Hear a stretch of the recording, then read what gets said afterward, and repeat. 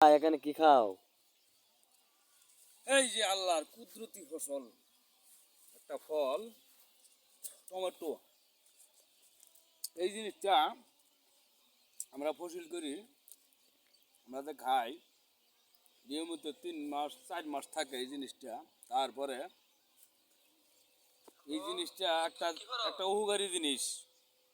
এই জিনিসটা কিন্তু কেউ জানে না, কারণ এই 4 মাস পর নিয়মিত যে 2-4টা করে টমেটো খাই, এটা একটা কিন্তু গ্যাসের বিশাল একটা ওষুধ।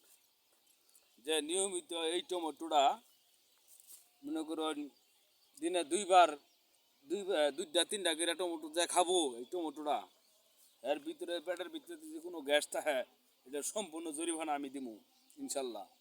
এটা এমনই একটা গ্যাসের জিনিস, গ্যাসের উপকারী জিনিস, মাটির তৈরি আল্লাহ তাআলার কুদরতি ফল এই জিনিসটা।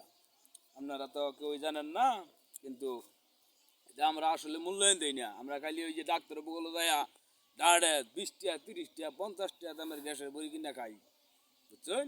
আমরা এই জিনিসটা বুঝি না। আমরা নিয়মিত 4 মাস এটা ফসল করি, 4 মাস আঙ্গুর কোনো গ্যাসের বড়ি লাগে না।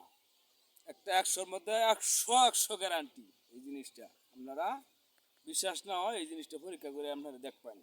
এই যে ফসল করছি, কিছু কিছু আংশিক আছে, আর কিছু কিছু মরে গেছে, হারাই গেছে।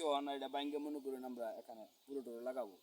আর এই জিনিসটা আপনারা খুব দ্রুতভাবে মূল্যায়ন দিবেন।